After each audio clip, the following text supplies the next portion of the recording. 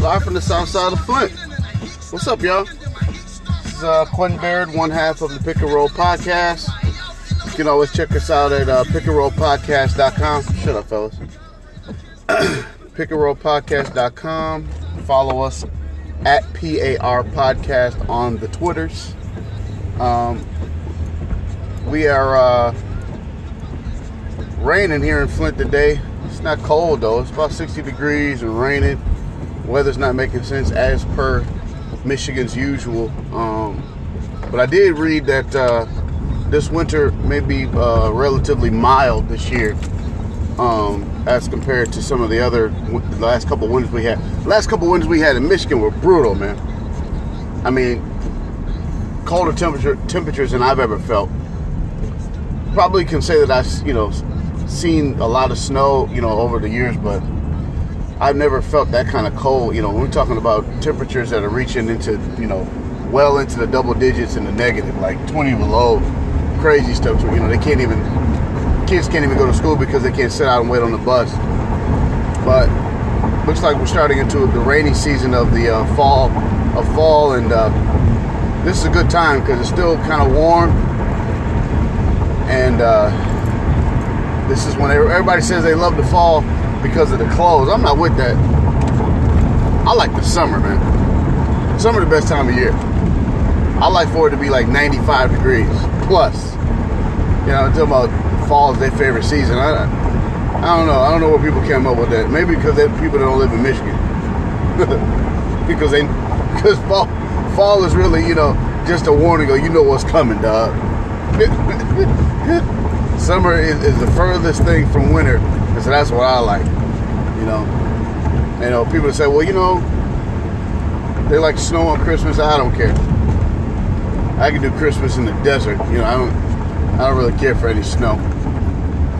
But anyways, it's a Wednesday morning here on the south side of Flint. Not a whole lot going on in the news, but one thing that was interesting yesterday that came down the timeline was this story about the University of Louisville and their recruiting the basketball program, which is headed by Hall of Fame coach Rick Pitino. And I do have to do some more research on this, but from what I'm gathering is there's a woman who is writing a book. It's kind of a tell-all about her involvement with the athletic program there at the University of Louisville, and she ran essentially what amounts to a prostitution ring. You bring in the recruits, basketball players. I'm sure there are probably some other athletes there as well. You throw a few strippers on their laps, maybe take them in the back room, give them a little bit of, and then they commit. They sign that letter of intent to go to University of Louisville. So there's a lot of people questioning, okay, why are they giving her an audience? What kind of involvement did Rick Pitino have? The cliche now, what did he know when, and that sort of thing. I'm gonna put it to you like this, and this is how I see this. The woman doing a tell-all book because she wants to tell her story. I don't think she feels like she's been wronged in any way. Like, she might feel like they owe her some money. You know what I'm saying? But I don't know if she thinks that there's any personal injury. I mean, according to what I'm reading, the woman even, basically pimped her own daughters as well as other women as well. But her daughters were involved in this. So, this woman is a bit questionable. If your value system is more in a traditional sense, this woman got a lot of explaining to do anyway. But if she on the paper chase, this just may be the end game as to what she was building up over the years anyway. But in terms of the players being able to get laid, I don't have a problem with that. And the reason why I don't have a problem with it is because as long as everybody is a willing participant, sex work in this country is still taboo to a certain extent. And sex work has proven over hundreds of years that it is essentially necessary. Like people do this by choice. There's not always some abusive situation or someone is in in a desperate situation. It's not always a situation where people are, it's their last resort. There are people that choose this work, so you have to allow for that possibility. Also, just because someone is a member of that section of society, it doesn't necessarily come with some innate negative connotation. We grow up with a set of morals and values, and we govern our lives with those. But once we begin to project and begin to try to govern and judge other people's lives, that's when your morals no longer count. You know what I'm saying? Like,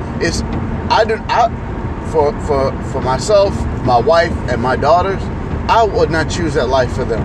Okay, I would not choose that life for them. But they're in my home. They belong to me. I'm not judging those women and what they do with their own bodies. Okay.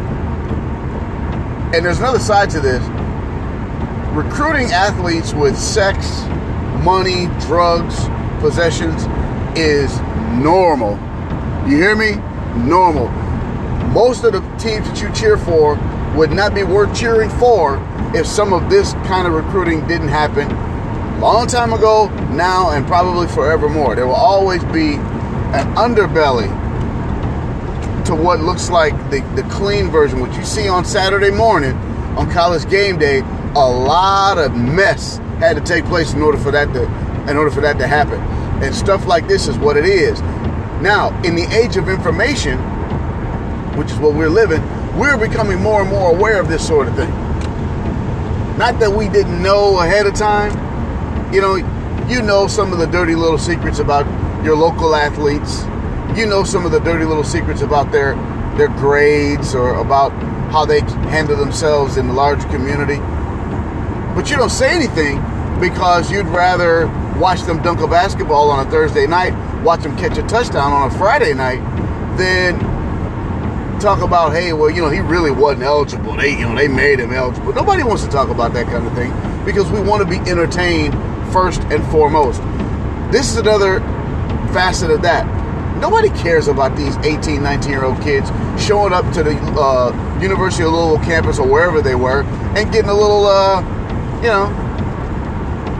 getting a little extra treatment for their worries. If it works, if it's working, ain't nobody gonna say nothing about that. Now with Rick Pitino, he's already ducked one sex scandal. He was smashing some waitress or whoever she was, some secretary or whatever it was in a restaurant, and he got caught up. He did the whole, perp walk thing, got the loving on his wife, and I guess he's fixed that part of his life. Whatever, man. But people get over stuff like that. But he already ducked one sex scandal. He went out and won a national title after it. There ain't nobody gonna say nothing about this. He can deny it all he wants. He can say he didn't know. Which I highly doubt, but it's possible, man. It's possible that the guy didn't know that they were doing this sort of thing. But what it is Rick Pitino cannot deny that he knows about stuff like this that goes on in college athletics. Division I college athletics is one of the biggest rackets in all of the country. And the things that are done and said in order to protect that machine are of the highest order. You better believe it. Because there's a lot of money at stake. A lot of money at stake, a lot of personalities at stake, a lot of people's future at stake. So you better believe that those borders, those boundaries are going to be policed to the gills. You feel me? So this woman coming out, she's going to do a tell-all book. I'm sure the university's pissed. They said the woman's getting death threats and everything, and I don't doubt it for one bit. College basketball is religion in Kentucky, and Louisville is, the pontiff, as right now anyway. You got Calipari and you got Rick Pitino in the state of Kentucky holding court. The people of Kentucky are not going to let some middle-aged black woman tear down one of their universities. They're not going to do it. And the further she gets along with her book and whatever litigation that she gets involved with, the more they will ratchet up the violence and the anger towards that woman. Now, is it all a power play? And she, maybe just doing this for leverage, a little 15 minutes, maybe some money? Yeah, maybe. Is she entitled that? No, maybe not. She may not be entitled that, but so what? It's not like it's going to stop. Like, her telling her story and them cutting her a check is not going to stop these kinds of recruitment efforts. That's not going to happen. All right? Or you be a fool to. Don't you let that high-ranking high school player get to your campus and let him hear about, when I went to when I went to Tennessee, they had me all the way together, bro. Don't you don't want to be that school or that coach or that recruiter that misses out on what could be once in a generation talent on your college basketball team in the state of Kentucky because you wouldn't drop $150 to get this man laid over the weekend. Come on, man. We got to be honest with ourselves here. This is the kind of stuff that happens. These are the kinds of things that happen in order to bring you your smiles and cheers on a Saturday afternoon there in the stadium there in Louisville, people. This is what it is. Okay? If you don't want this, stop going to the games. Stop buying tickets. Stop supporting your university to that degree if you have a problem, if you have a moral problem with the way that they do business.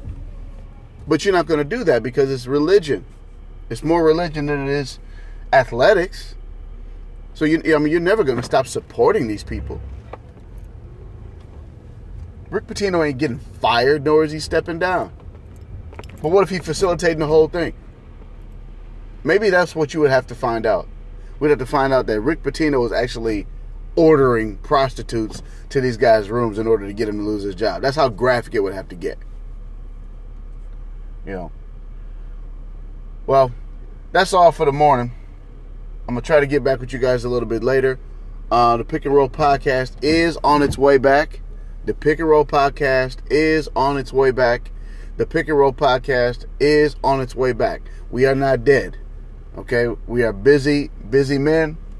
And it is very difficult to sometimes get our signals heading in the same direction. But we are on the way back. You stay tuned. Peace.